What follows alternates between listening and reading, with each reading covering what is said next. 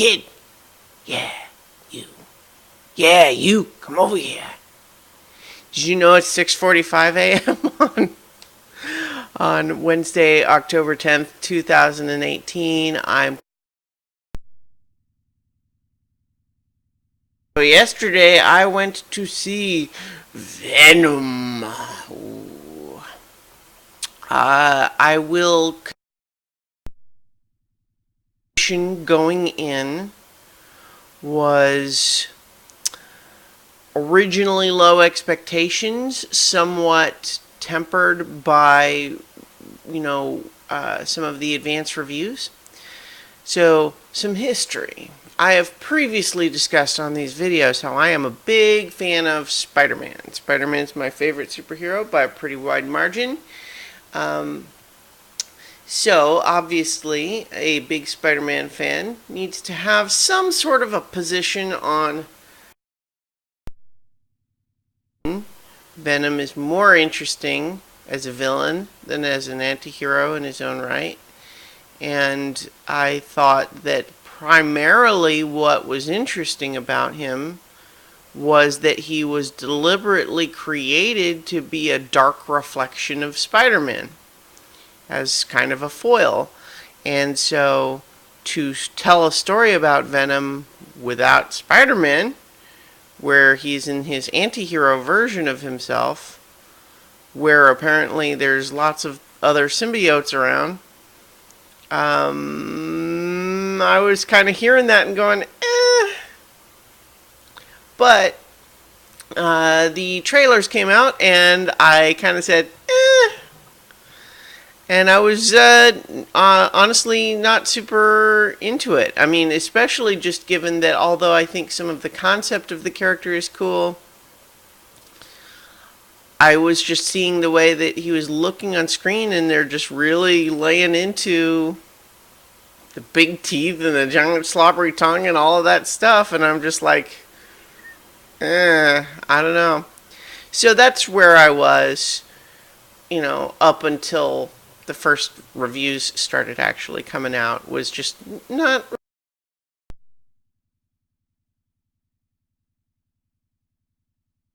better than you might think. And so I decided to go see it. And sure enough, I will vouch for the idea that it is better than you might think.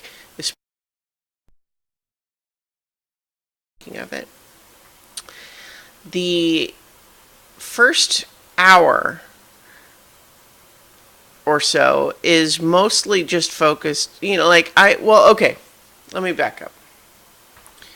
What makes this movie good is Tom Hardy's performance. The rest of the movie around him is fine to,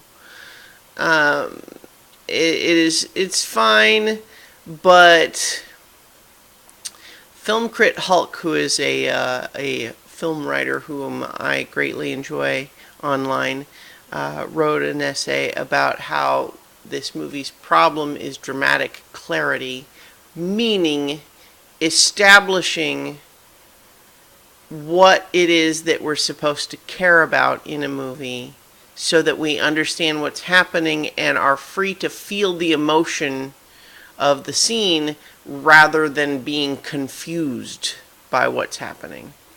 And that is definitely this movie's problem. But what I will say is Tom Hardy is great as this character, and every time he's on screen, I'm interested in this movie. And so, and that's a lot. So I will say that I found the movie averaged out to be worth watching, pretty much purely on the basis of Tom Hardy's performance, which I liked pretty much all the way through. I was frankly less interested the more we had actual traditional Venom show up. Much less the other symbiotes who I care even less about. But, and then the villain's plot was like, and then lots of the other side characters are like, And then there's a whole lot of places where the plot is just like, makes a sudden left turn, and we're like, wait, what? And then they have to explain in dialogue. It's like, oh yeah, we decided to make this sudden left turn because of X, Y, and Z. And we're like, oh, well, okay, I guess, except you didn't really, you didn't give us any indication in advance that that was likely to happen or anything, and it's that dramatic clarity issue, right? Also, the movie has, given the way Venom is an anti-hero character, but a PG-13 movie, they have to obviously come up with a solution for Venom's thing being giant big teeth and eating people with PG-13, right? So let me briefly reenact, one of the action sequences to depict how this movie approaches the issue. And so let me give you a little bit of, body language code here, that when I'm doing like this, that's Tom Hardy in Venom mode. And when I'm not doing that, that's Tom Hardy in Tom Hardy mode, aka Eddie Brock. Oh, you bad guys! I'm gonna eat your head! Raw! Oh my god, in Venom mode, I just ate that guy's head. Now let's get off to some other business without panning the camera down to show that happening. And scene. So, basically it just tells us various things have happened without actually showing it on screen. So, that's a way to do it.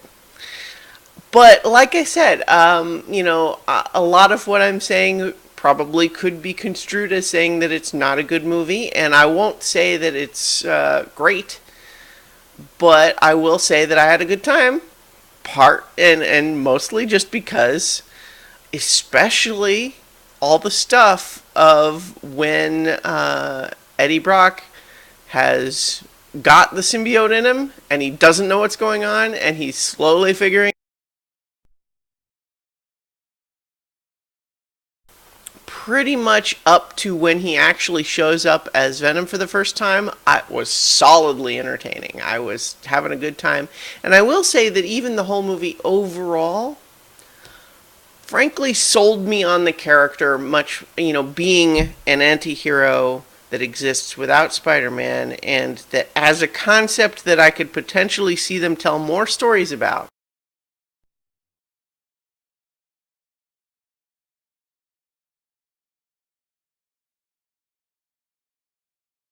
More stories told about them, and given that the movie apparently did really well, that's probably going to happen. And so if the answer is that a Venom 2 in the future would have more Tom Hardy weirdness, and maybe combine that with everything else being depicted a little bit more coherently, that could be good. Anyway, we'll see, I guess. So I'll leave it there, and I'll talk to you all tomorrow for 5 more minutes. I will briefly finish this by saying that I am doing Extra Life again, and so check the link below. You'll find a link to my Extra Life page where I describe a little bit about what I'm going to be doing, and you can see some of the rewards for donating, but it's a benefit to help out. So, in the meantime, talk to you tomorrow for 5 more minutes.